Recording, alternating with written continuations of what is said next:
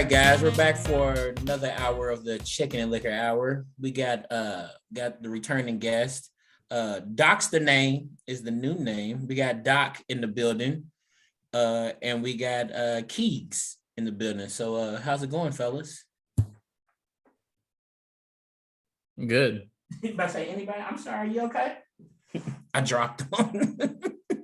I'm doing just dandy, William. Thanks for having me as always. Yeah, so mental health check.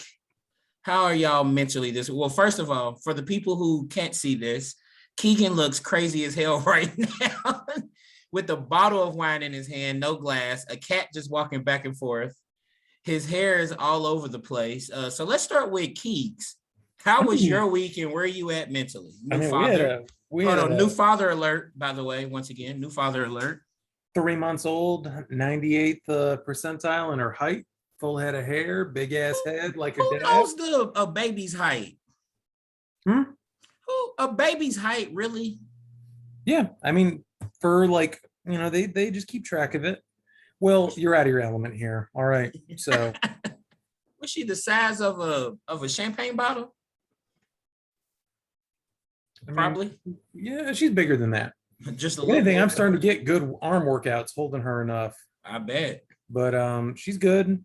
I had a busy work week, but I got today off, man. What's your go-to arm to hold her in? Still gonna be my right. Okay. I keep telling myself I gotta work on the left. But if anything, I mean, the way my right's been getting tired the last couple of days, carrying her around, I know I'm getting a workout. So you know what you're gonna look like. You know that episode of Family Guy when Quagmire first found porn, and that his right arm was hella strong. That's what you're gonna look like. Guys, I gotta get back. I gotta get back. Quagmire, we haven't seen you in months. Where you been? I gotta get back. That's a lot of porn. Imagine discovering porn for the first time in 2020. During the pandemic when everything was shut down. Like you probably would have an addiction by now. Doc's the name. Doc, where are you at mentally? How was your week? All that good stuff. I'm straight. It's been a little bit of a hectic week because of work, but I'm good hanging in there. How was first of all, I was talking to the homie, Ebbs the Stallion, and she was talking about how homecoming was early as hell this year. Yeah, because they tried not to have it too close to FAMU's homecoming because theirs is always at the end of October. So they wanted ours to be like the end of September. That's awful. And the hurricane kind of made it to where we have to push a lot of that stuff back anyway. So yep. I just can't. That's the earliest homecoming I have seen. Like it was the end of September. That's crazy. Mm-hmm. And it had to were a lot of the students like pissed off or disappointed that homecoming was canceled or not? That I've seen, not really. Like only the people who were involved with homecoming are a little bit put off because that means like all the events they were part of is getting pushed back now. You mean like the homecoming committee and all those people? Yeah, like the court and the different events that we had scheduled, like all that has to be rescheduled.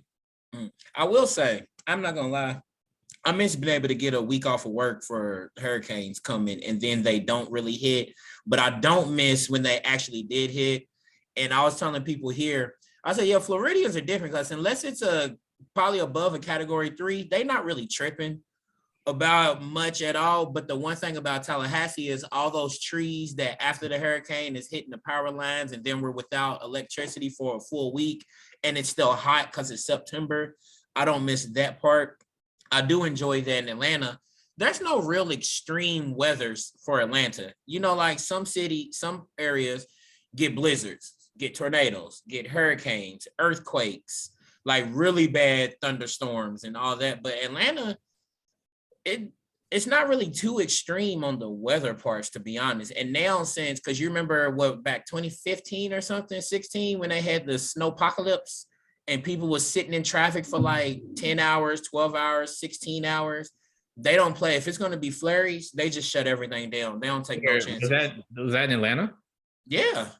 Back in, I think it was 2016 probably, because I remember my boy sat in traffic for 9 hours. And actually this morning I was talking to this guy at the dog park. He said his car was on the interstate for 24 hours. 24 hours. So yeah, glad I wasn't here for that. But I do miss getting off of work for hurricanes. Those were some Those were some good times. And then it didn't even hit y'all, right? Did y'all even get like bad rain, bad weather at all? So here's what I did, because originally the projection looked like it was going to hit Tallahassee more than it was going to hit Central Florida. So I went home and put myself right in the middle of it because it shifted. So we got hit head on. Hey, that's messed up, bro. That's the irony. That's like, what was that one song back in the night? Keegan's definitely gonna remember. Oh, Alanis Morissette. Yes, Alanis Morissette. Yeah. Oh, what was the song called? It was called Ironic, right? Yeah. Ironic, yeah. Like rain on your or however, like rain on your wedding day or whatever. Yeah. What'd you say, Doc? The real irony of that song is most of the stuff she was talking about wasn't truly ironic. She was not using a correct definition of ironic. True. Right. Correct. I remember that so much because Keegan, definitely. Do you remember the VH1 show, not Best Week Ever, I Love the 90s? Oh, hell yeah. When they used to do all that. Keegan all these questions. Because I'm trying to talk to my 90s brethren. Like I'm not an old soul and I know that stuff too. I'm talking to my 90s brethren. I was born in 95.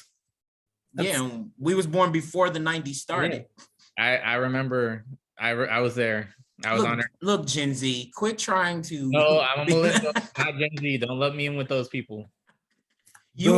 People. Wasn't it your generation that was doing that Tide Pod challenge back in the day? Gen Z. Those people were in high school. They were doing that. I was in college. Well, I had graduated college. You wasn't in college yet. I had graduated college. Because I was still in grad school when that happened, and you was a freshman the year after I graduated from grad school. So you wasn't in college yet, because I remember being in grad school, and that was on Vine. Gentlemen. Hold on, Vine was, so there must have been two different times, because the time I'm talking about, I had just graduated and people in high school were doing it. Like I just graduated college. I remember people doing the Tide Pod challenge in 2012 and early 2013 when I was still in grad school. Yeah. I don't remember that time. I remember the second wave of. Because you Gen Z, you don't remember what else millennial. I'm the tail end of millennial. You are right there at the tail end, where your year is half of y'all are like millennials and the other half are the Gen Z part, and you fall into the millennial lump. I think like 96 is the official start of the Gen Z generation. I would say 95, 96, because a little bit of 95 and then definitely 96 though. But definitely, but yeah, those I love the 90s and I love the 80s on VH1. VH1 was dope back in the day. It was, remember when like MTV, VH1, and BET all played music back in the day?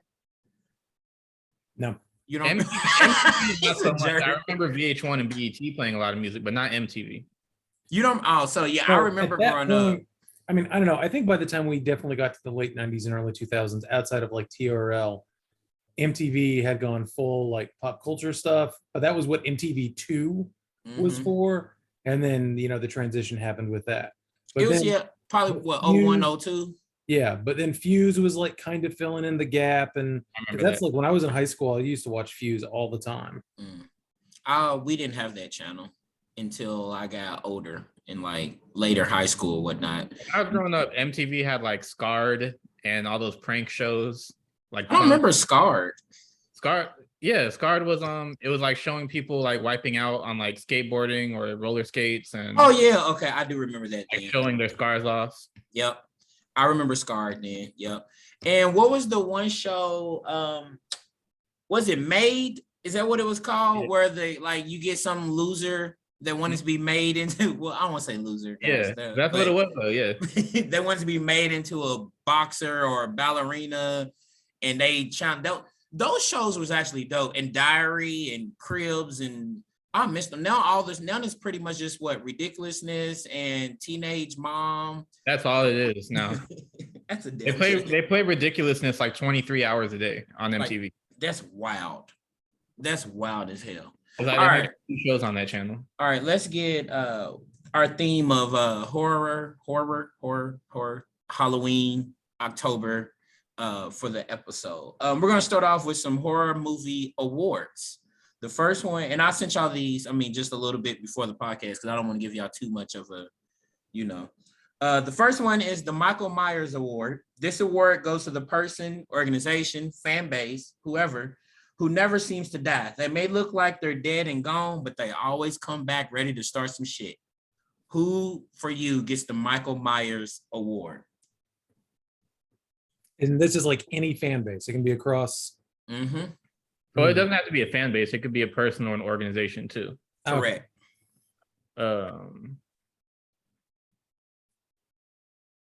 You know, I will say, I feel like, especially in these last couple of years, Alabama football, because they'll lose a game early in the season, and then that's the year that you're thinking, oh, they might not make the playoff, and then all the other teams lose a game as well, and then Alabama still gets to the SEC championship with one loss.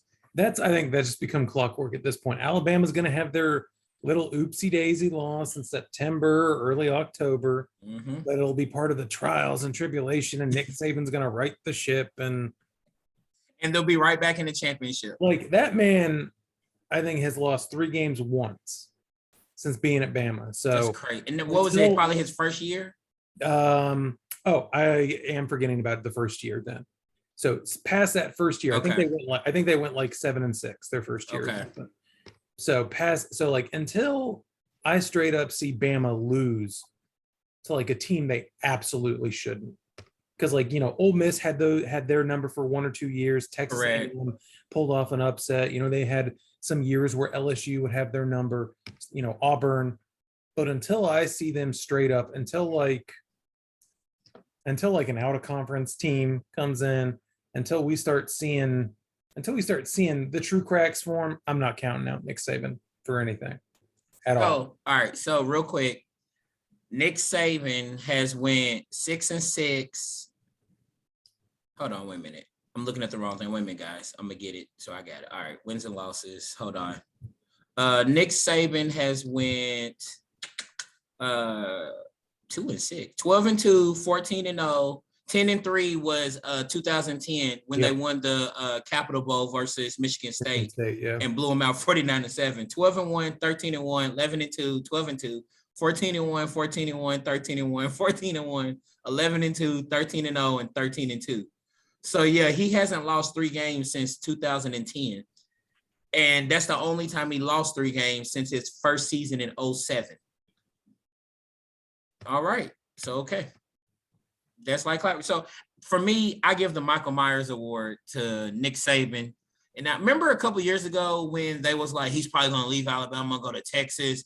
He's done with it. Alabama fans are tired of him. He lost 2 games last season. I'm like, who do you hire after letting Nick Saban leave? Like, whoever wants that job, man, have fun. So, all right, real quick before we get back to the Michael Myers Award. Who's probably the toughest sports figure to go after? You know how they always talk about you never want to go after the greatest, how like the quarterback after John Elway, going in after Michael Jordan, going in after Phil Jackson, after Kobe and Shaq. Like, who's probably been the tough? I would think low-key Nick Saban might be the toughest sports figure that you probably have to go after. I think it's him or Tom Brady. Because, like, who was it like 8 years ago when Matt Castle?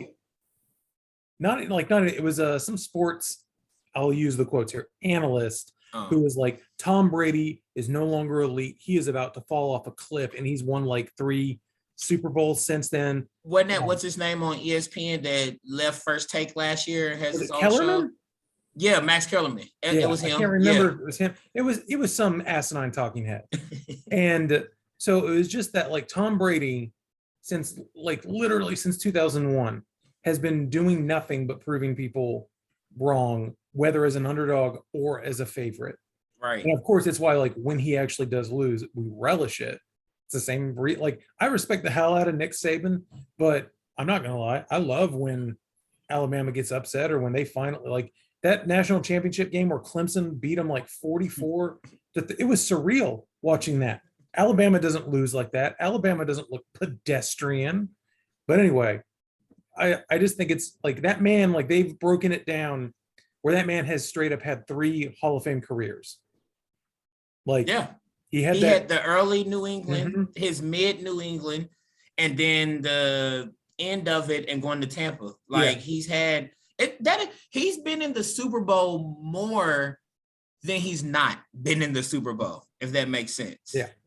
I mean, so like he has completely transformed the way, like Lord knows how many franchises he's fucked up, not only as a player, but in terms of expectations, in terms of GMs, in terms of fan bases. Like this notion of like, oh, like what, like how long do we have to have a quarterback? Or, oh man, we're supposed to have an elite quarterback, but they can't get over the hump. Winning a Super Bowl is so hard. And like if you win it once, like Aaron Rodgers, and again, I know this has been very easy for how he's been the last couple of years, and I don't blame people for this, but like Aaron Rodgers should have more than one Super Bowl, but he does not. And that is like generally a knock, considering that he's consensusly the last decade been viewed to be the most talented quarterback. That is wild that Aaron Rodgers, and obviously it's hard as hell to get to the Super Bowl and hard as hell just to win one Super Bowl. But it is a shock that Aaron Rodgers hasn't won more Super Bowls. It's probably like in basketball. It's a shock when Chris Paul retires. It's going to be shocking that he's probably not going to win a championship at this. Like now, seeing how the Suns lost last year, he's probably not going to win one. It's going to be a shock to think that, damn, he probably only got to one, maybe two finals appearances, but he's never won a championship. Like the fact that Aaron Rodgers is probably the most talented quarterback because he can do every single fucking thing, only has one Super Bowl ring. That's crazy. Like he has not been back to a Super Bowl since that one. And he should have, because he's been in the NFC also. It's not like he was in the AFC where for a decade plus, the Steelers, Patriots, and Colts was pretty much running the AFC. He was and throw Baltimore in there as well. He got to avoid the Brady, Manning, Roethlisberger, Grindhouse, and then even the Ravens defense. And then the Ravens defense in the couple of years when Joe Flacco was like, fuck you, I'm elite. Elite. Give me that elite money, motherfuckers. And so he avoided that Grindhouse. Did you know Joe Flacco was still in the NFL? Yeah, he's on the Jets, right? Just learned that this week. Had no idea. I feel like that could potentially be an answer to one of your questions then, man. Oh, damn. Oh, shit. It But really okay, could. so I'm gonna steer us in a little bit of a direction. Okay. And so traditionally I would want to go sports, but my first reaction to this question when I was reading it, the Michael Myers Award, is that growing up, like, you know, I always played, like, I basically, like, I was a Sony boy. Like, I had the PlayStations and all that, and I didn't have. That was me. I didn't have a Sega. I didn't do, you know, like, that was the one that, like, my dad randomly decided to get me in '95, and then, you know, that's what I had. The very first one. Yeah. I had the what can you remember? We're gonna get back on it. Can you remember the first game? Crash Bandicoot. Okay. I had my very first game. What'd you say? I love Crash Bandicoot. I have the reboot. Oh man, the reboot's so I think my first game was NFL Game Day? Man, God, I love the variety they had in the sports games too. Yeah, I had NFL Game Day, but go ahead. So that's just, I have to preface that. And so, like, we knew, like, growing up, we knew, like, Nintendo was king, and, like, it had all these franchises. And, like, it's still, no matter what happens, how well received these games are, and when they're coming out. And I keep forgetting about, like, the Sonic franchise and, like, the fans associated with it. I'm still blown away at the fact that when these games are still being made, because most of the time they're not well received. But this fan base doesn't die. This fan base still somehow is out there, and it has spanned multiple generations, and it's very weird, and it's very passionate, Really?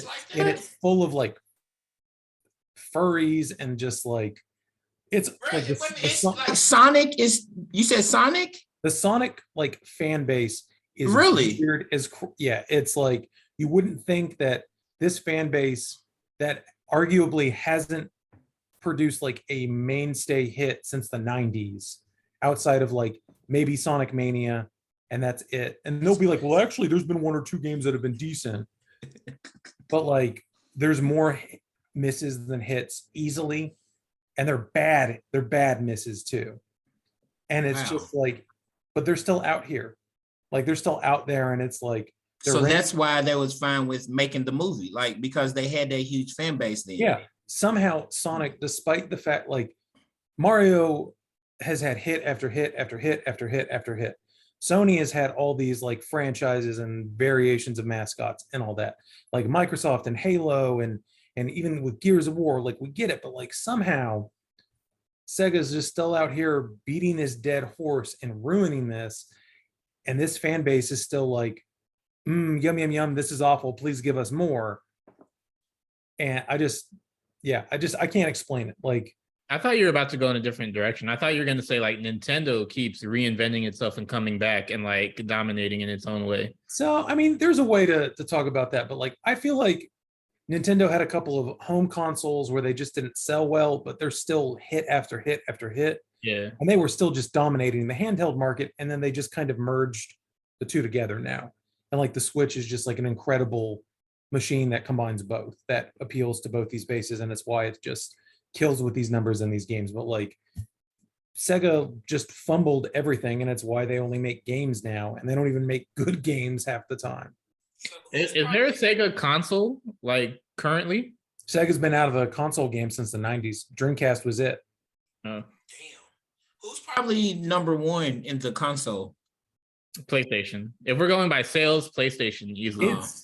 It's close right now with the way the Switch does, but the generation numbers got all screwed up because the Switch was like a weird in-between.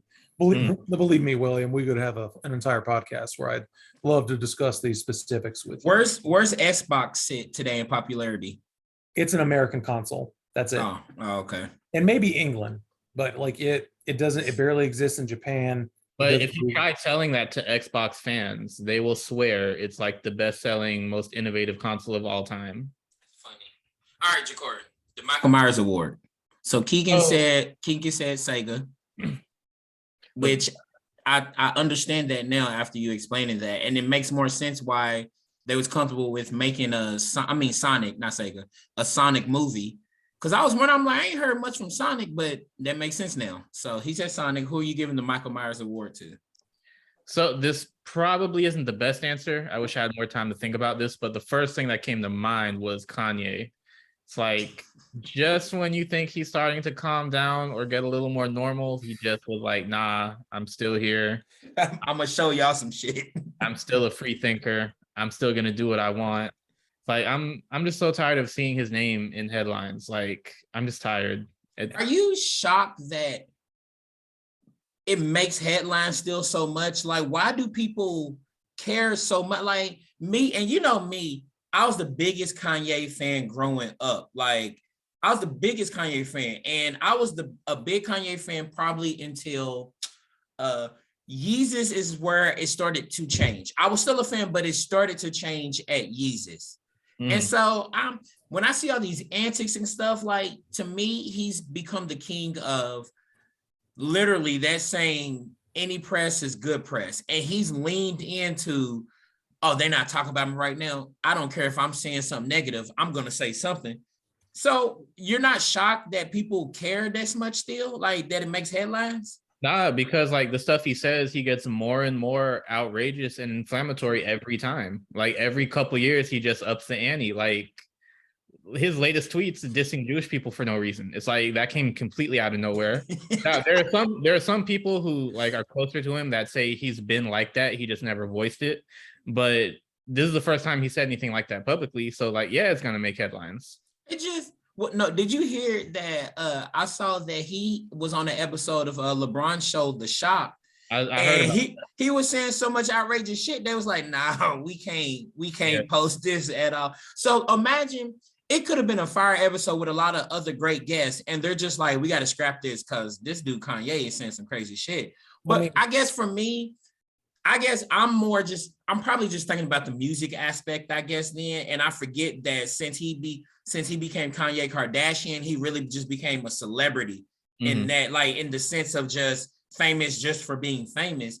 I still look at Kanye as the artist, and I'm like, this nigga ain't dropped nothing dope in years, so I don't care. Try telling his fan base that, because according to them, Donda's the best album of all time. But I was his how can you fan base. diss Donda like that? But I was his fan base. So I've noticed that there are two Kanye fans. Yes. You have people like me, probably y'all as well, who were the early fans, college dropout, late registration, graduation, 808s and heartbreak, all that. Like Yeezus, I didn't love or whatnot, but I fucked with Life of Pablo enough, and then obviously Watch the Throne, Niggas in Paris, and all that. Life of Pablo was just but it was but then you have the newer fans, the younger people who it was around Yeezus and Life of Pablo, where they became thinking that Kanye is just God MC, God producer, God hip hop, and all that. Those are two different, and those are these fans that love Donda. And I used to be a person, if Kanye said, I'm dropping an album on December 22nd, nigga, I'm staying up on December 21st until midnight so I can listen to that album all through the night. I haven't done that since probably Watch the Throne. That may have been the last one. Yeezus was the last one I did that, and I was disappointed because I only liked a couple songs. And I think I'm still looking at it as Kanye the artist. And so I don't care about all the other antics because Kanye's the king of, he should only talk over beats. Only when he's rapping and making music. He shouldn't. Remember when he didn't do interviews? Yeah. Like, remember, like we never heard Kanye speak back in the day. And now all of a sudden, this nigga can't stop talking. And it's ruined it. And it's such a shame. Pre-Kardashian, I loved him. Yeah, but he keeps coming back though. Like every few months. How? But like, is it because those younger fans love his music so much they don't give? Do you think also because those younger fans, it's not necessarily such a core Black audience anymore? Because I noticed that there's a lot of young, like Asian and white kids that love Kanye. I think it's a couple things. I think that's part of it. I also think Kanye makes really easy headlines. So if you're a media outlet and you're trying to get views and clicks, of course you're going to report on whatever Kanye is doing because a lot of people care about what he's saying. But yeah, I think that's definitely a part of it. Like his fan base just is not the same anymore. I've noticed it seems like Kanye fans now, this may or may not make sense, but Kanye fans today give me the same energy as like hype beasts who buy all the sneakers and then try to resell them. It makes total sense. I feel like they're the same people. Yes. No, literally. Yes, that makes sense. I have nothing else to add to that other than it makes sense. I can't explain it, but to me, they're the same group of people. Yep. It's the people who, it's like when I was growing up and then Nelly came out with Air Force Ones and people wasn't rocking Air Force Ones or didn't even know what an Air Force One was. And then Nelly came out with a song and had a whole bunch of forces. And you had kids who knew nothing about hip hop, Nelly, or Air Force Ones and went and got them and then said that they were sneakerheads. So it's like a lot of these people who have become Kanye fans over the last couple of years, they're calling themselves hip hop heads. And like Kanye hasn't been hip hop as in embodying the culture in probably 8, 9, 10 years. So I totally get that. That was a perfect, it's not a metaphor. It's like his allegory. It's not an allegory. It's not a metaphor. What is just a comparison, I guess. Yeah, like his fan base is hype beast that just goes whatever's popular at the time. And his music. Did you even listen to Donda? I did, just to see if I like it. Like the whole thing though, because I couldn't get through the whole thing. To it start to finish. Oh, so on a scale of 1 through 5, what would you give it then? All I remember is that I thought Certified Lover Boy was a better album. Yeah, didn't those come out on the same day or around the same time or something? Same day. Yeah, I think they're like a week apart. They're around the same time. Well, and then when's the last time you listened to Certified Lover Boy though? When it came out. Didn't that album, because for me, that album just came and went. Yeah. What's the last Drake album that you was like, man, this is dope? Probably. So I remember when this album first came out, I didn't care for it. But I think the last great Drake album was probably Views. Hold on, let me make sure I put them in order because I probably will agree. Cause I liked it more like after listening to it more and after some time had passed. When it first came out, I didn't care for it, but I think that's his last like really, really good album. That was me too. It's like it took a while. No, you know what? The last one I really enjoyed was More Life. More Life was the I didn't last like one. More Life at all. But see, for me, Views was just okay. And I didn't love it that much, but More Life, I was like, oh no, I fuck with this. I really enjoyed More Life. But you also know Passion Fruit I'm actually gonna put that in my top 5 Drake songs. Passion Fruit. I'll have to listen to it because I don't see it. I know most people not gonna see it, but I fucking love that vibe. But I also love Passion Fruit margaritas. So that might be But part of it. that has nothing to do with the song. It doesn't, but I associate the song with a passion fruit margarita somehow. Like you know how the brain is crazy like that. I associate because I love passion fruit mimosas and passion fruit margaritas. So I associate that song with those margaritas and mimosas. And that's just so even if it's not really top 5, I'll put it in there. But yeah, that's my last Drake album that I truly enjoyed. I can't fuck with these last couples. What came out right before Certified Lover Boy? Wasn't that like Dark Lane demo tapes or something like that? Yep, that and Scorpion. Scorpion was okay. Oh, because in between that he dropped a care package of all those old songs that we all love Drake for. Yeah. Like The Motion. I don't consider that an album though. That's just no, it's not. I'm just saying, but that's what he just put out in the meantime.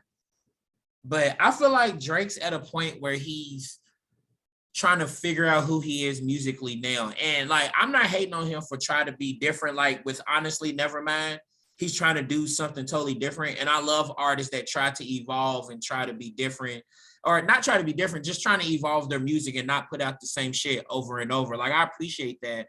But I think that his prime is gone now. I think his prime is over. Like I think we've had this conversation so many times where we compare rappers to basketball players.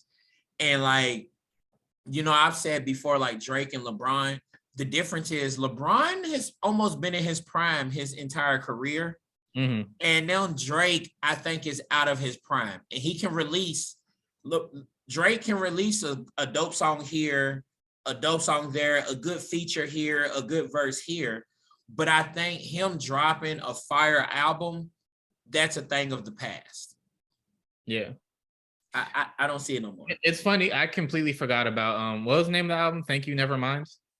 Yeah, honestly, never mind. You just put together Thank Me Later and Honestly Never Mind. I completely forgot about that album until you said it. I could have swore Certified Lover Boy was his last album until I remembered he did release something after that. But this past summer in June. Yeah, that came and went for me too. That came and went, boy. And like Drake was another artist that when you knew an album was going to drop, you'd get really excited. And I couldn't wait to listen to it. And now if they say an album's going to drop, I don't care. Yeah. It's just not a big deal to me anymore. Like, so all right, real quick. Who are those artists that you used to be so excited about dropping music? And then if you hear they're dropping something, you're like, I'll get around to listening to it. Not that you just dislike it, but you're like, I'll get around to listening to it. T.I. Oh yes, T.I. Yeah. The game also for me. See, I grew up being a really big Game fan, but I don't think I ever really like waited for his albums like that or anticipated them. Like I would listen to them as soon as they came out, but I never really like. Well, at that time, it wasn't streaming, so you'd like have to go to the store and get the CD. Correct. But, like, yeah, there was never that much of an urgency for me to like wait on him to drop a new album. But when he did, I would listen to it. But yeah, I think T.I. is like one of the only people where it's like when he announced that an album was coming out, I would have to go to the store on that day to get it. Yeah, I was definitely like that with T.I. The Game, I was like Kanye, Wale, J. Cole, Drake.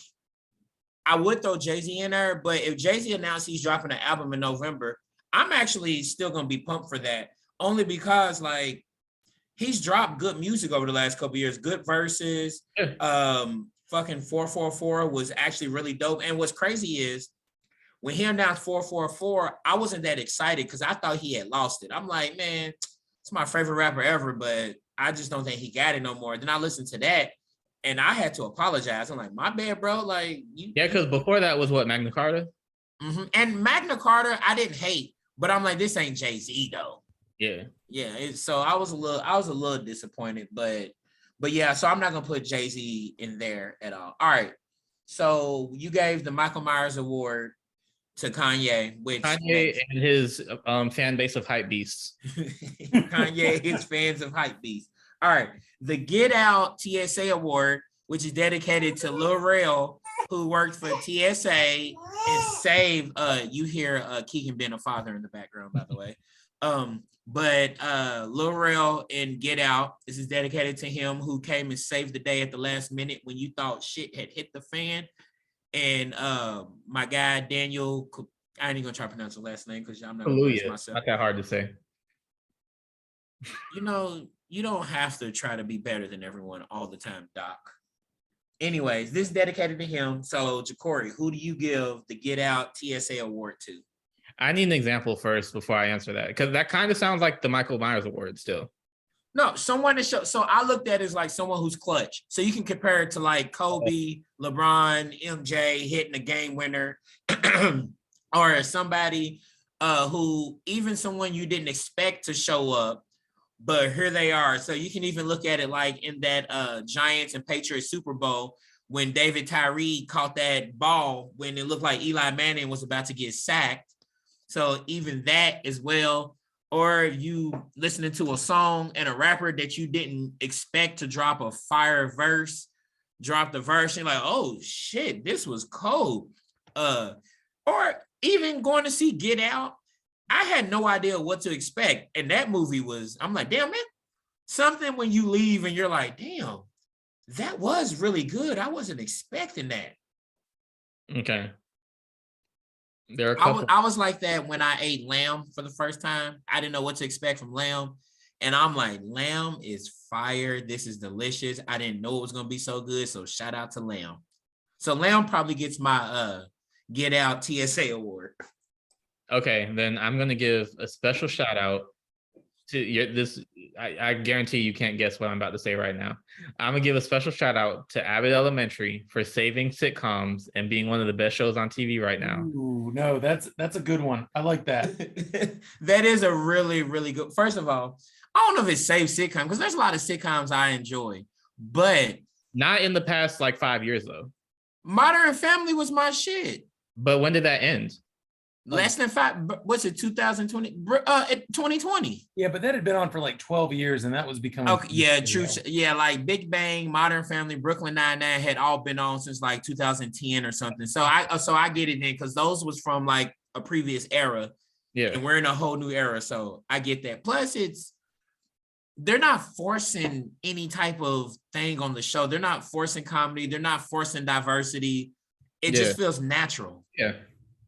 And yeah, I like that answer. Every episode they find ways to like really creatively discuss like real issues in education in a way that's entertaining and that gets you to understand them. How schools are overcrowded, how the lunches are horrible, just all of that. Yeah. And they don't force it where it still feels funny though. You know how like there's certain shows where I watch it for the comedy aspect and then out of nowhere they drop a serious drama episode and you're like, I'm not really feeling this. Like, I don't know if Keegan probably hasn't seen this, but Black AF on Netflix. I haven't seen.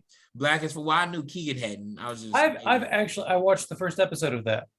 Oh damn, I'm totally off, and I apologize to the both of you for my expectations. Yeah, but maybe you shouldn't make racial assumptions anymore, William. But just like Blackish, that show's always funny, and then out of nowhere they start talking about like serious marriage issues and divorce and all that, and I'm like, I'm not watching that for this. I don't like because I'm too deep into the show, and all of a sudden you drop this out of nowhere. So yeah, that was a good answer, Jacory. I fucks with that. Abbott Elementary. I also with Abbott Elementary, I don't like to watch it when it's just coming on. I like to wait until 3 episodes come up just so I can binge watch 3 episodes in a row, by the way. Just to I watch it every week, but I watch it like the next day on Hulu. Yeah, but I like to wait until like a couple episodes. Actually, I do that with every TV show I watch now. Wait for it to pile up just so I can binge watch it. Netflix has ruined it for me with that. Keegan, do you have one for the Get Out TSA award? Damn, I keep circling the drain for a couple of things, and I mean, now I don't even want to like follow Jacory's answer, but give me a sec. Do you have an answer? I was gonna say something basic because just for giving examples, and I was basic, but something that's not always said. I was gonna say Chris Paul because Chris Paul, every team he goes to, he affects winning. He wins when he gets there. And they like when he got to Oklahoma City, they expected him to kind of be done and to demand a trade. And he took that sorry ass Oklahoma City team to the playoffs. Mm-hmm. And not just like an 8 seed, they was like a 6 seed or something. So, and Chris Paul doesn't always get his credit for it because they rather look at him as he doesn't have the rings or he's only got to one finals, which what I said earlier. But I said Chris Paul because he comes up clutch for his teams and takes them to the next level when you never expect him to do so. So that's my Get Out TSA award. Or I was Lil Wayne in them mid 2000s where every song he got on, he dropped a fire feature. He always made the song better, always was better than the regular the person who was on the song originally. So Lil Wayne also gets my TSA Get Out award. You talked on this podcast before about how he straight up stole Mike Jones' song, and now it's like it's the Sky's the Limit beat. It's not the Jones beat. Well, I heard Lil Wayne Sky's the Limit before I heard Mike Jones' song. So then it made Mike Jones' song even worse. I forgot what song I heard first. I just remember hearing that and thinking the beat is so fire. And then my roommate, when I was in college, was like, "Oh, this is Mike Jones." I said, "Mike Jones, why does he have a beat this fire?" And he played the original. And I'm like, bro, they wasted a dope ass beat on Mike Jones. Look, the original is not that bad. It's just Lil Wayne does it so much better. Yeah. So when I heard, it's just like the first Batman movie I saw was Dark Knight. And then I went and watched the first one. I'm like, this shit is whack as hell because I saw Dark Knight first. So it's kind of the same thing. Okay. Okay. I think that has helped me. So I'm going to give you what I thought was my original answer was going to be.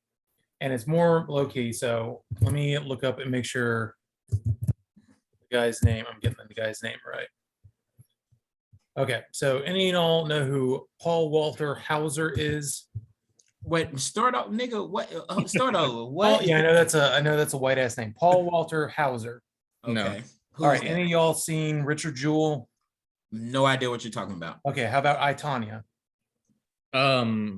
Well, I've heard of it. I haven't seen it. Okay. So, is that with the white girl?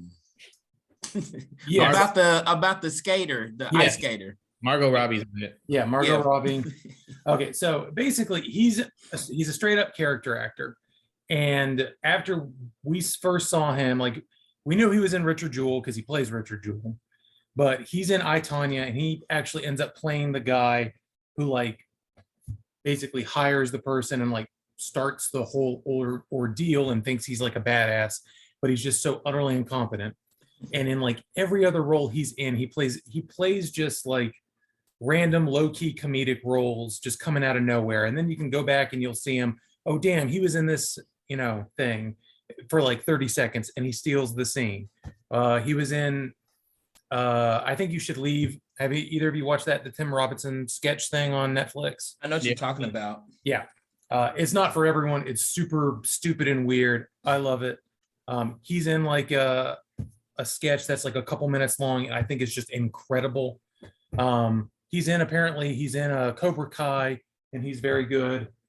And so that was going to be my thing where I just feel like even for like a small character actor, he's just always coming in clutch and stealing the show. But like right now, since Will mentioned Batman, I'm going to go with this one. I think right now with the way like he's rebounded after a couple years of taking it slow after Twilight. I know what you're about to say. That was before you even got to that.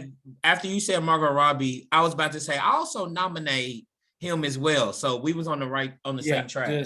I think him storming back with like Good Times, Lighthouse, like the latest Batman movie, as someone who's been like, it's not like I don't have strong opinions about Ben Affleck Batman, but like I never really was super into it, and then like I just had cooled on it, and that checked a lot of boxes for me. So I think Robert Pattinson basically has stormed back into the limelight and has just revitalized, I'm not going to say save DC, but he's revitalized Batman.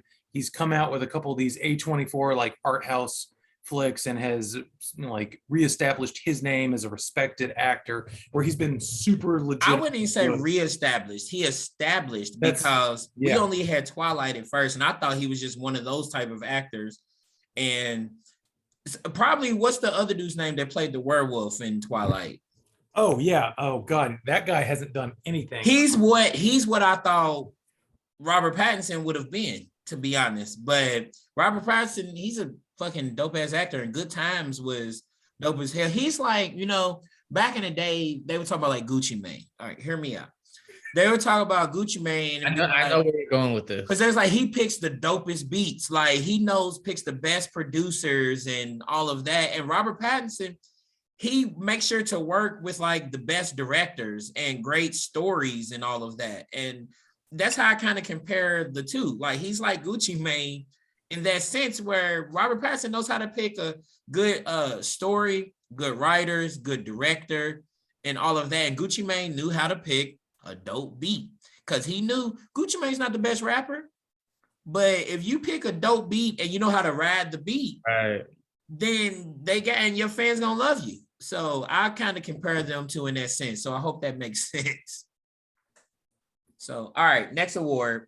This is the Last Summer Award, inspired by I Know What You Did Last Summer, where they got away with killing a man for the most part. They got away with it when it comes to the law, but obviously he did try to come back and all that. But Jennifer Love Hewitt kept surviving in 1 and 2. So the Last Summer Award always seems to get away with something somehow. Who would you give this to? No lie. This Hunter Biden and that laptop and the crack cocaine. And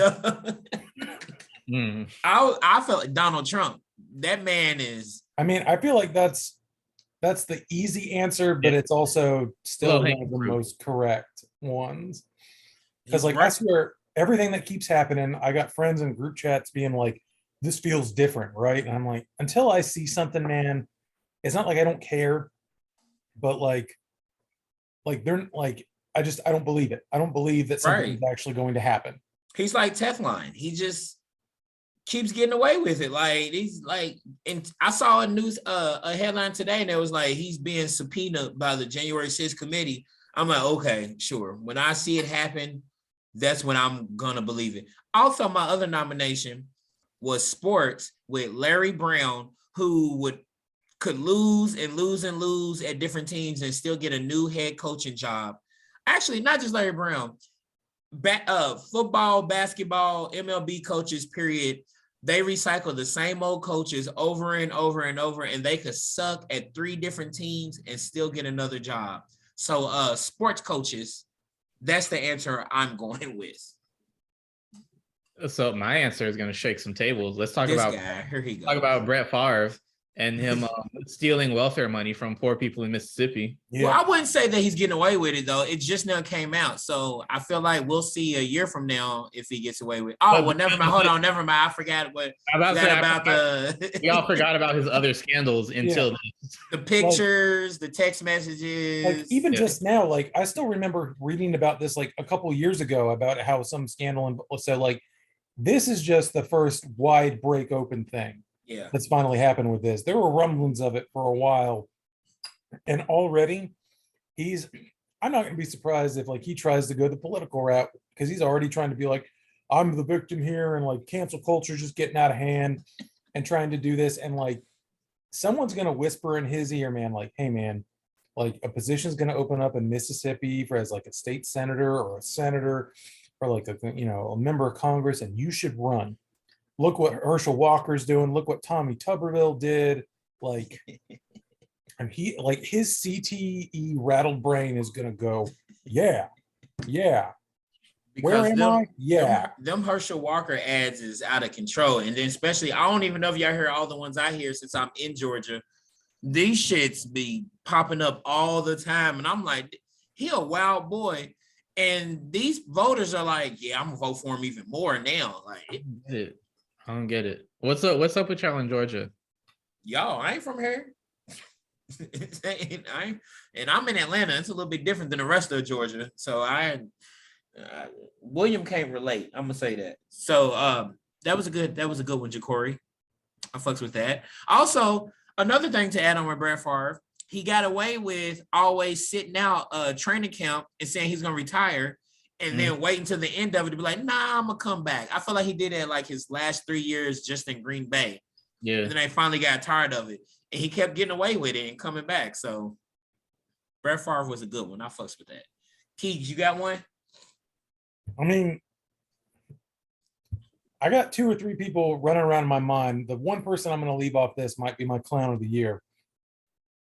But like, it's Kanye. Like, how does he keep doing this? And that, like, even so, like, I know he's got, like, we've talked about his subset of fans now that are like, oh, he's infallible. But like this school he started is like, I just heard about that.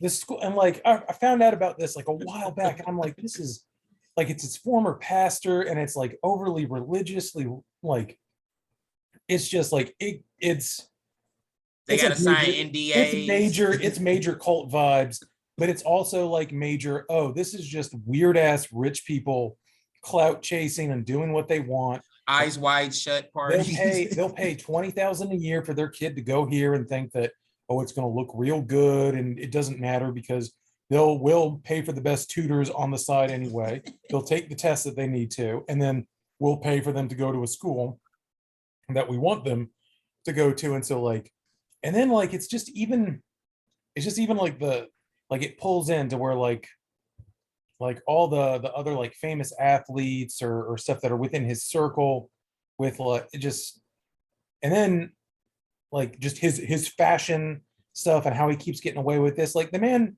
ugly. Yeah, well, one, it's like, it's just trash shit. The man straight up had an expected but very public and very messy breakup where he he basically stalked his ex on social media and had like it out with Pete Davidson. And even Pete Davidson, a man who has been open about like his own mental health issues, was like, dude, there's a better way to do this. And then again, like the stuff he keeps trying to like do with inflammatory like slogans. And then yes, straight up one day being like, hey, I'm a little sleepy, but also when I wake up, I'm coming for the Jews is like, how does he?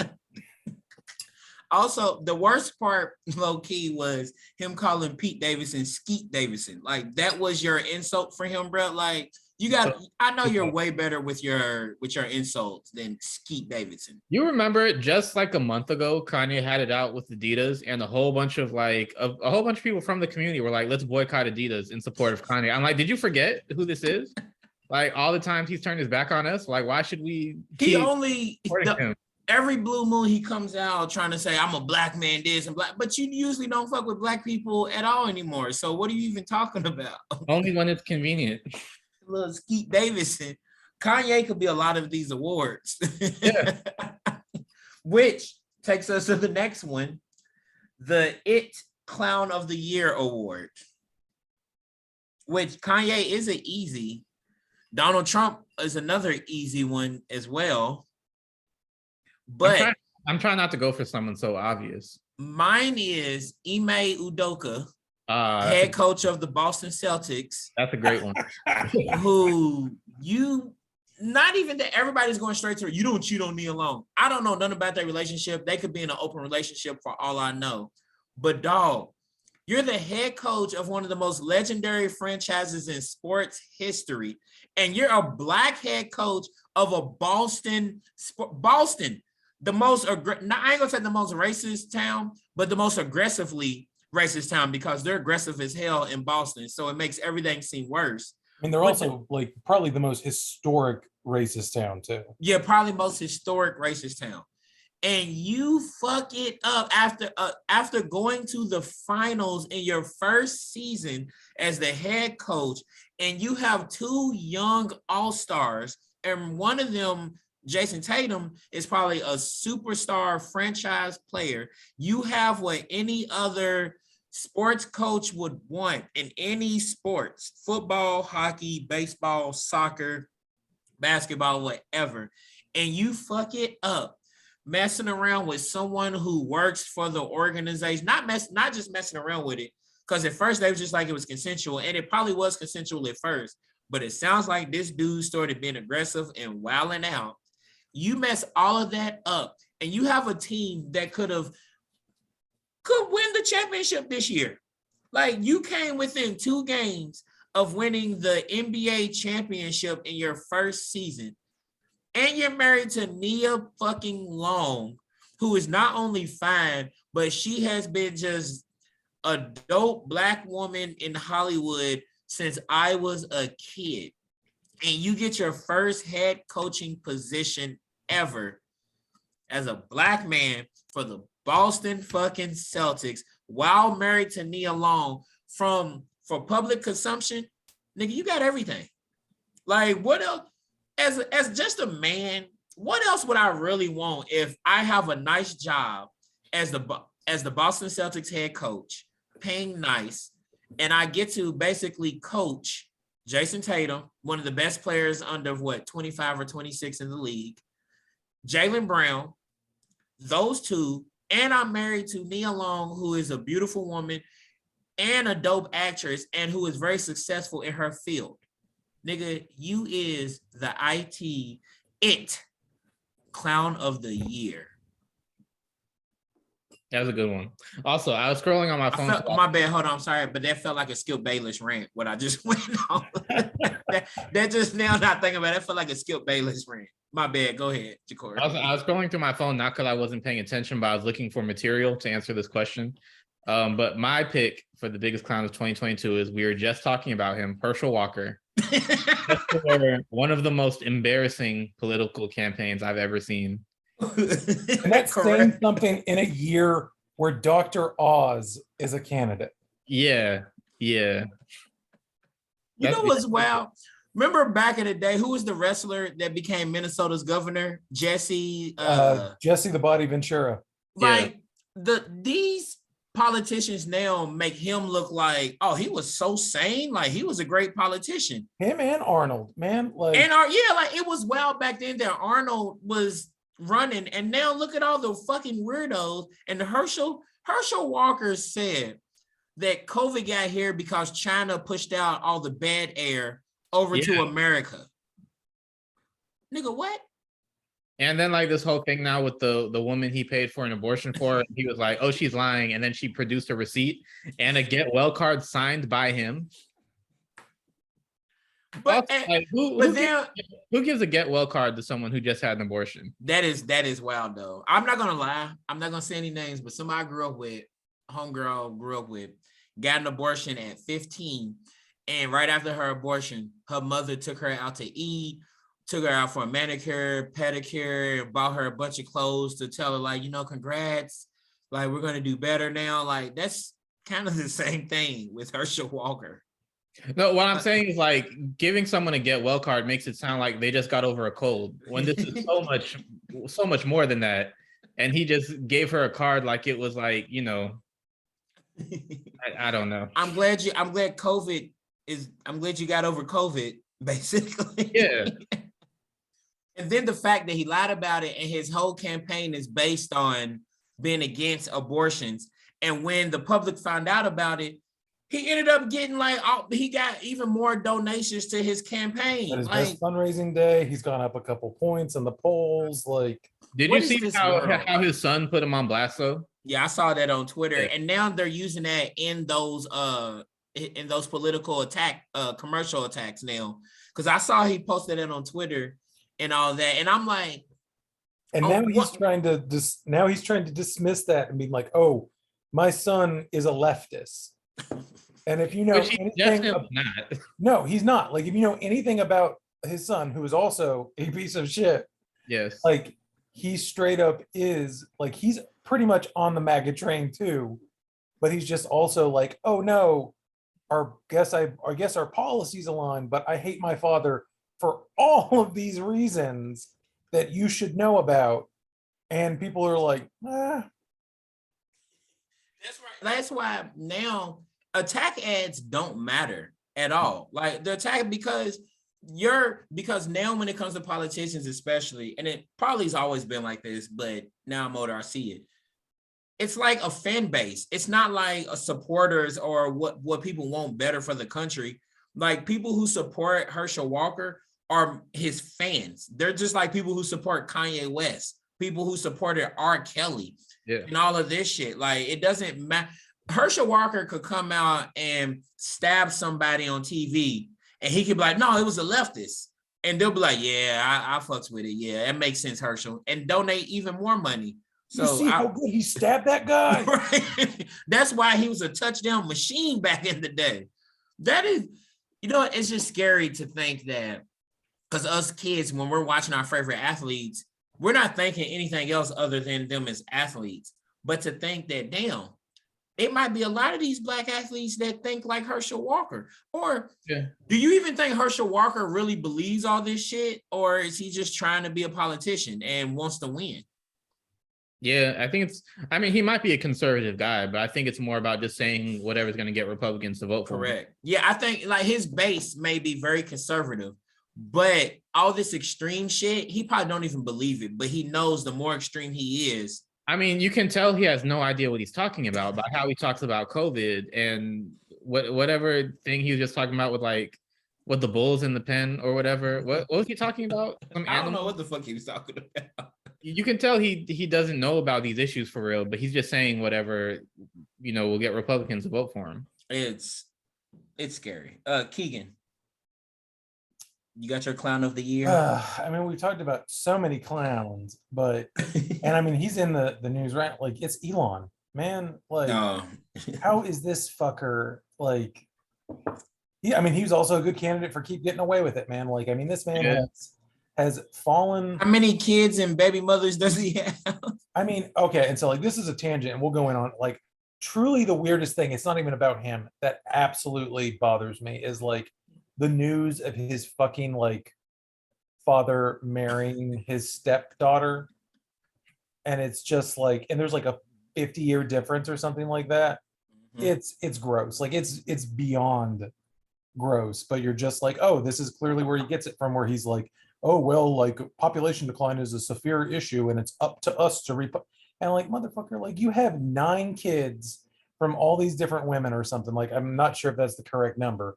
But like, it's a lot. You're super rich and you're not involved with them until you want to be for like photo ops. But like, you just sire these children as your way of like, I'm repopulating and spreading my like, genes and all of that. And then, but it's just like everything that continues to come out with like, whether it's like all these like issues or delays with SpaceX, or him trying to be like, oh, well, here's my way that we could basically placate Russia by basically giving them everything they want in Crimea with a like UN, related, sanction and vote and allow the people to decide. And even his fans on Twitter were like, no, this is a dumbass take. And then he's up here like now kissing China's ass and being like, oh, just turn Taiwan into Hong Kong because like, oh, that went over well because like you don't remember like any of the like major protests and issues in regards to like Hong Kong losing any of its sovereignty. And now trying to be like, oh, well, like Ukraine can't just use Starlink for free. So they told me to fuck off and now the Pentagon needs to pay for it. And then just like the shit with Tesla, like just Teslas have always been overrated, but like even as they're just getting more and more popular, it's coming out more. And thankfully, like the other market is catching up. Like not only are these other like electric companies and vehicles coming out, but lo and behold, all these companies that have been making vehicles for the better part of a fucking century, who know how to make vehicles rather than like PR machines that seem good, are catching up. And so hopefully, but like it's just like an overinflated, like I don't like, he just like so many of these other people, he's a fucking clown and he straight up bothers me. Well, let me offer a sidebar. I'm about to get ignorant for a little bit. So here's where we can really see systemic racism in this country. I didn't know until you just said this that Elon Musk had 9 kids with 9 different women. But when Nick Cannon and Future do it, it's a whole thing. Elon Musk can do it and fly under the radar. No one even talks about that. Oh yeah, no, 100%. Correct. Yeah, like he's straight up, and like a lot of them are like with these different women, and they're either a lot of his kids have been like it's rich people babies, like they're doing in vitro, and and I know like in vitro is very like good for a lot of other reasons, but a lot of the times it's being utilized by rich people to like, yeah, it's just he's got. I really hate to look this up. Let me look up how many fucking kids he has. I'm already looking it up. Yeah, thank you. Like I don't want to put that in my search history, but thank you, Will. By the way, I was joking. Nick Cannon and Future are ignorant for what they're doing, but I'm saying Elon Musk is just as bad, and I didn't know about that. Oh no, well, I mean it like when every now and then he lets it slip, like when he talks about it, and this notion of like, oh, he views it as like it is my burden as like not only the world's richest man, but for me as this man of my intellect and power, it is my job to spread my seed. And he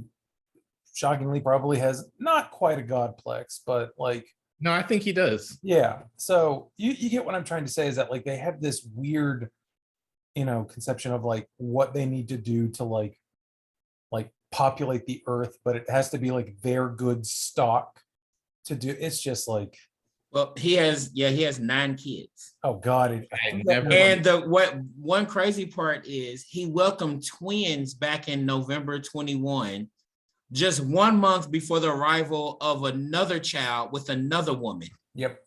Via surrogate at that. I didn't know that. I think that was his second child. I hate that I know this. I think that it was his second child with Grimes. Yeah, that's what it says. Surrogate. The only child I knew about was the one that they gave the really weird name to because the name made so many headlines. They all got fucking weird names. This one was like a bunch of symbols though, and no one knew how to pronounce it. Well, he has 2 kids with some symbols, apparently. Well, yeah, this nigga got a lot of damn kids. Like, that's a well, they beating what's his name? Antonio Cromartie that played in the NFL. He got a lot of kids too. Oh yeah, damn! I think Antonio Cromartie might be up to double digits. I think Antonio Cromartie's in double digits, bro. I mean, did Wilt Chamberlain have any like official kids that he claimed? Because I know he says he had sex with like 100 women. No, about to say 1,000 women, bro. 1,000? Wow. Yes. Wilt Chamberlain 100% has kids out there. Like, but does he have any kids that he like claims? Oh, I'm gonna have to look that up actually. And then I know Philip Rivers has like 7 or 8 kids with his wife. That man is trying to field his own football team. And now that he's retired, he's doing way more. Antonio Cromartie has 10 kids and he's 38. No, he has 14 kids, my bad. Antonio Cromartie has 14 kids with 8 women. I'm about to look up who had the most kids in history. I mean, I wouldn't be surprised if you're like the answer listed is probably Genghis Khan. Like, yeah. Valentina Vasiliev and her husband Fyodor Vasiliev are alleged to hold the record for most children that a couple has produced. Okay. Together, they had 69 children. What the fuck? 16 pairs of twins, 7 sets of triplets, and 4 sets of quadruplets between 1725 and 1765 for a total of 27 births. No way she was walking normal. There's no way like that. Her vagina just had to hurt all the time, bro. Like, I assume that these would be rich people. Apparently, they were peasants in Russia who just had like mad kids. So they was bored and just that makes the fact that she survived even more impressive. And what years was this? 1725 to 1765 or something. And she survived to have that many kids. That's got to be either fake or a miracle. So when I was just on Wikipedia, it said some, I guess, scholars or whatever like question how accurate that is, but yeah, officially they have the record. Wow. All right, so we got a couple more. We'll speed through a couple of these though. The one I really like, we're gonna switch it up because we've kind of talking about like political and the annoying celebrities and all that. The Invisible Man, have y'all seen that movie? Wait, are you talking about the recent one from like a couple years ago? The one with Elizabeth Moss? Yeah. I don't know a lot of white actresses' names. Yeah, so. Elizabeth. Okay. Oh, honestly, Elizabeth Moss would be a good answer for the clutch. But anyway, yes, I have seen that. So The Invisible Man, for the folks listening, is basically about a movie where the husband dies and then the woman thinks that he's still alive and think that she's being haunted by him and that he's invisible now because weird things just keep happening in her house and all that good stuff. And spoiler alert, if you haven't seen it, she finds out at the end it was his twin brother that was just causing her all the craziness and blah blah blah. But I said, that's not true. It was him the whole time. He was no, still I alive. thought it was his brother. It was both of them. Oh no, both of them. Okay, so me and Jacory both right. Oh, So we're both right. So They weren't twins, but it was his brother. Yeah. Okay. They were. So thank you. Again, another spoiler. He was like a renowned like scientist who was like developing like refraction stuff, and he had a invisible suit that he wore. So correct. Yes. I need to rewatch it because I don't remember a twin brother in the movie. It wasn't a twin, but it was his brother. It was two of them together though. Oh, I need to rewatch it. I haven't seen it in a couple of years. But anyway, this award I said was because they was making her look like she was delusional and she was tripping and all that. Who is the most delusional fan base? And this could be sports, it could be a celebrity, whatever you want. But who's the most? And obviously, my first thoughts went to sports for the most delusional fan base. I'm not going to go with the low-hanging fruit because you could also say Kanye's fan. We're not bringing him back again because he can win a lot of these awards. Let's move away from that. The most delusional. I was first thinking, first of all, the Dallas Cowboys fan base, because every year they think they can win the Super Bowl no matter what. And not just their fan base, but I get it now because I used to get annoyed that why are they always talking about the Cowboys? But when I listen to certain, like Bomani Jones talks about this, he said it annoys him, but he sees that whenever they talk about the Cowboys in different segments on ESPN shows, the ratings spike when they talk about the Cowboys. The ratings spike when they talk about the Lakers. The ratings spike when they talk about the Knicks somehow. So it's annoying, but those fan bases are so big that when they talk about it, they look at it. But the Cowboys fan base thinks that they're going to win the Super Bowl every year. All right, people might clown me for this, but Beyonce's fan base, they like, I love Beyonce. Beyonce is so dope. She makes a lot of great music. Agency. First of all, I just watched that skit on Saturday Night Live on YouTube the other day, the Agency. And I also watched the other one when they said the day white people found out Beyonce was black, which was hilarious as well. That's such an underrated one. No one talks about it. It is very underrated. But Beyonce's like, not her fan base, her stans. They think that anything Beyonce could fart on a microphone and they think that it's a Grammy nominated, the most conscious song of all time. And they're just out here like, I can't stop listening to her album. It's the greatest album of all time. This last album isn't even my favorite Beyonce album. So I don't know. I kind of think Beyonce stans are delusional, but I can also say that about Twitter done created this whole. I love LeBron James, but LeBron James stans on Twitter are delusional. Steph Curry stans on Twitter are delusional as well. Like all stans are extremists. Like you're right. All stans, correct. Correct.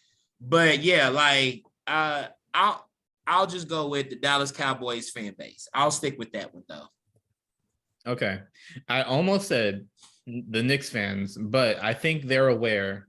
They're very aware. Yes, they are. They know the Knicks suck, and they're probably never going to win a championship. I think New York sports fans actually, period, they know their team suck. Giants, Jets, except for Yankees, because they're except for Yankees. You're right, except for Yankees. But Giants, Jets, and Knicks, they all are very aware that their heart will probably be broken by their team. Yeah. So I'm going with Cleveland Browns fans because they are among like NFL fans that I've come in contact with, they are some of the most just, what's the word I'm looking for? Not fanatic. I don't know. I can't think of the word. They are fanatic though, because they still be going and selling out that stadium every week. Yes, and so much so that even when the Browns have an away game, they will pack out that stadium more than the home team but it's just like, what are y'all doing? Like, come on. But yeah, so my pick goes to them.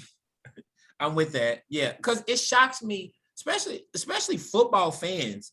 Football fans will go to these games knowing their team sucks, but they go. And shout out to the loyalty, because I feel like in basketball, it's not that much loyalty, to be honest. Yeah. Like when going to games. Yeah, true. Yeah, like going to games. Keeks, what you got?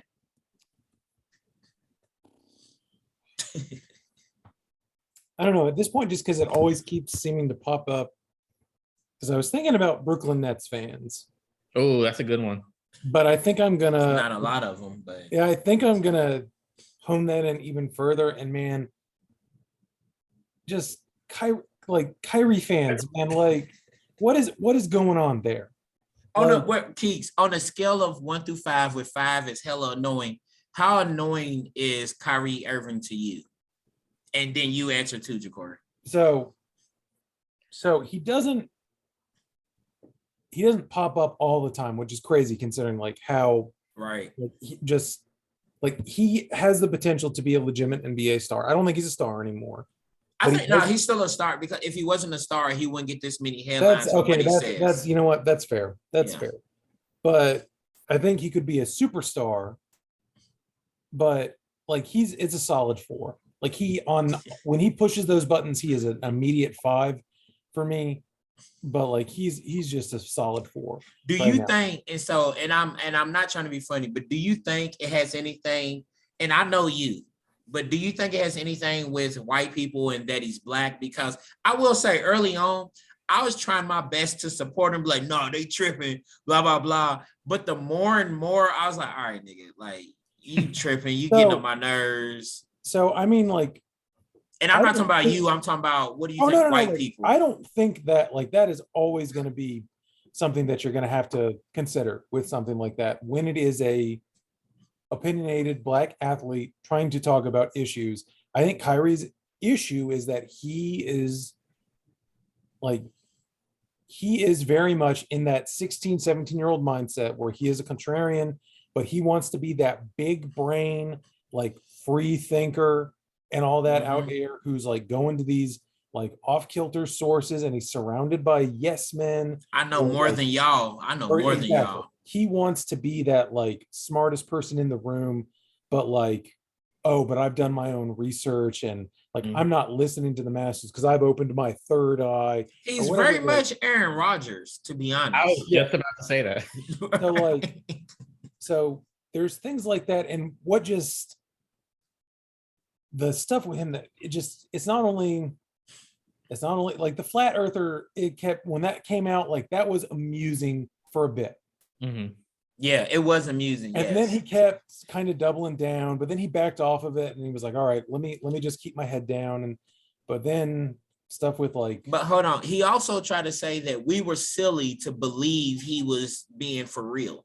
Yeah, it made it seem like we was the ones tripping. Yeah. So, and then stuff with COVID really pushed it over the edge. And then just every now and then on Reddit, or you'll see these things where he's like, people notice, wow, he just really liked this thing that implied this. And like I mean, he's like in Joe Rogan's post, or like the Alex Jones thing where he was like, Alex Jones tried to warn us 6 years ago. And I'm like, nah, motherfucker. Like that man is vile. Like that's a bad take. And then it's just like, also like, I don't know. I think the issue, like there's a lot of things wrong with it to where like he's insulated. I think he's surrounded, like in many of these cases, like these guys are going to have their friends that are close to them, and either they're going to be the exact same mindset as them, or they're just going to be like, I can't mess with my payday. I just got to be a yes man, and it's just not going to be good. And you just wonder, like, I mean, you get why Harden just was like, nah, I'm out of here. Like I'm already potentially dealing with injuries and on the decline. I want to go to a dysfunctional Philadelphia team and like play with a paper giant in Embiid, then deal with this shit. Like I don't want to deal with this anymore. I'm done. And I get it, because it's just It's a lot. It's a lot. And it's and he wonders why people like I really think he's still hung up on how Celtic fans treat him and view him.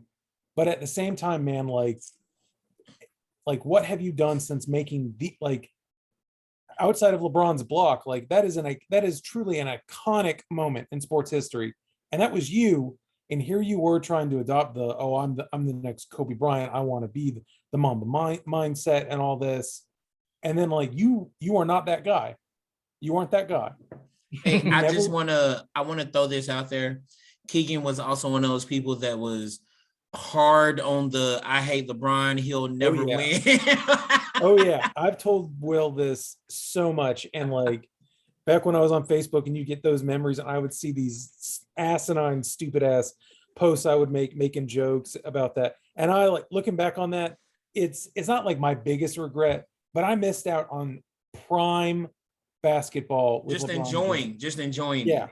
And like I could still like, and again, it's kind of the same way with Tom Brady, man. Like I hated watching those guys, but like I've gotten to a point now where you're just like, what Tom Brady has done is incredible. What LeBron James obviously has done is incredible. And like even then, I've told Will this time and time again, like that game 6 Celtics game where I was straight ready, foaming at the mouth to just clown LeBron, and then he just comes out, drops like what was it, 30, 35 at halftime, and just I think he had like 40 and 15 or something like that. And why do you think you hated Tom Brady and LeBron James so much? I think especially, and now hold on real quick, and I asked that because obviously you're like sports fans hate athletes and players all the time. But for me, I've never had an actual player that I really just hated. Like I've had players that I didn't like watching, like the Spurs and Tim Duncan. I didn't enjoy watching them. I don't enjoy Alabama winning, but I don't hate Alabama. Yeah. I just like the only team that I hate is Kentucky. And that's because I'm a Louisville fan. So I have a reason to hate them. But you are a Jacksonville Jaguars fan that hates Tom Brady and they hated them. So I can understand. Hold on real quick. Ja'Cory, go ahead real quick. I can understand Tom Brady hate. That's completely understandable. So it's interesting when Tom Brady came on, and I like definitely rooted for the Pats and a lot of those early Super Bowls because it was a feel-good. You said you rooted for them at first. Yeah, because it was a feel-good story. It was like a 6th round, quarterback. They were a team. They were balanced. They were always the underdog. And then it always happens. It's a tale as old as time. Like they just kept winning. And then it also, this truly, I think, is a perfect encapsulation of like sports fandom, to where how truly non-important and like asinine it is. But like, he was a pretty boy and he always won. And that just like, as a teenager, that just got to you. But also, there's no direct reason, but also I can at least say, in Christ, just for how long he's played and how few times the Jags have made the playoffs in his like career, the last 20 years, the Jags have made the playoffs 3 times. He has ended their playoff run all 3 times. Can you remember the quarterbacks for each time he ended their playoff runs? Byron Leftwich, David Garrard, Blake I was about to say all 3 of them. I figured he went through 3 eras of Jacksonville 100%. While being with one team. Yep. And that right there is, so I get it. I understand it. So that's greatness. So that's explaining that. With LeBron, it was like I told you, I've been a roller coaster. Like when he was coming in, he was overhyped. I was sick of him. I wanted him to be a Kwame Brown. I wanted him to. But why though? Like what? I don't know, because I can't explain it. That's why. That's like, and I think when you get old enough and you can truly take a step back and evolve from being like a typical sports fan, like sports make you do straight up irrational things. That's why fan is short for fanatic. Like it doesn't make sense. And like to where like I wanted him to fail. But then, like, I saw him drag that sorry-ass team to the finals against the Spurs, and I was like, you know what? Never mind. I respect him. But then So then you started fucking with him then. yeah. But Okay. then he kept running into the Celtics, and then like I was like, oh, he's kind of turned into like a little whiny little quote bitch, and he's flopping. And then like the decision happened, and at that point it was like, And you was ready. I and fucking hate him. the gloves were off. Like, and like I was in college at that time at UCF.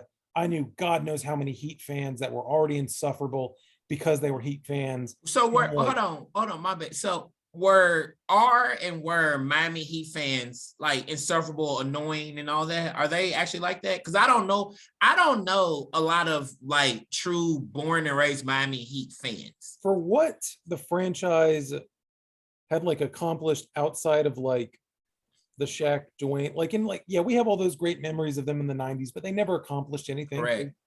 They ran into the Jordan buzzsaw some years, or they had injuries. Mm-hmm. But it was just like they were always like, they thought Dwayne Wade was this like Dwayne Wade was a superstar, but it was just weird where you're like I knew so many Miami Heat fans going into like the end of that season where they were legitimately scared that Dwayne was going to leave.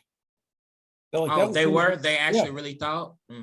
And then all of a sudden, in the span of like 2 fucking months, Dwayne Wade like takes that sorry ass team, and they're like an 8th seed, and then he takes them to the playoffs, and they lose, and that's expected. Because I remember they lost in the first round, and he said, I remember in that press conference after they lost in the first round, all I know is I'm never losing in the first round again. And that's I don't know why, but I remember him saying I will never lose in the first round again, because they asked him if he was leaving or what's going to change. He said, I don't know, but I'm never losing in the first round again. And then the rest was history, and then that added to it. But it was also because you didn't care for Miami Heat fans already, and then LeBron went to Miami, so that doubled it down then. Yeah, and so like that was a proximity thing where I just knew like 3 or 4 of these people that I was either friends with, or I worked with them, or I like one of the professors that I had in grad school was a big Heat fan. He was all over the place. He was also a Notre Dame grad, and that was when Notre Dame went to the championship and got blown out by Alabama. Yeah, he wasn't running his mouth about that. At least he expected that. The Manti Te'o years. Yeah, but it's just No. Keegan's going back to those days. Look at him. Like Keegan about to start hating LeBron again because we taking him back down memory lane. Oh, I just hated that. Like, so were there any other players, athletes that you will put on that same level that you like hated, like LeBron and Tom Brady? I'm surprised I can't think of a baseball player from the 90s. And you would think, because man, like for a while I hated the Yankees. Yeah. But again, like, and that was the thing. Like, if you were a baseball fan and you weren't a Yankees fan in the 90s, you hated the Yankees. Like they were that historic team, but they would buy the players and they would always win. And like, even looking back on it, like so much of their like talent was homegrown or things like that. But I didn't hate Derek Jeter. I didn't hate, Mariano Rivera.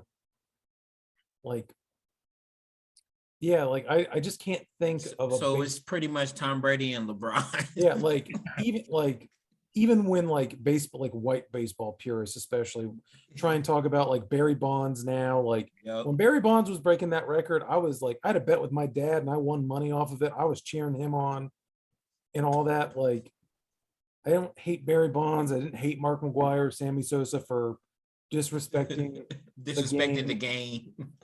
Like I think those are just the two. Okay. Like those are just the two players that I could say for a period I quote hated, and now even then I'm like, why? Like, why?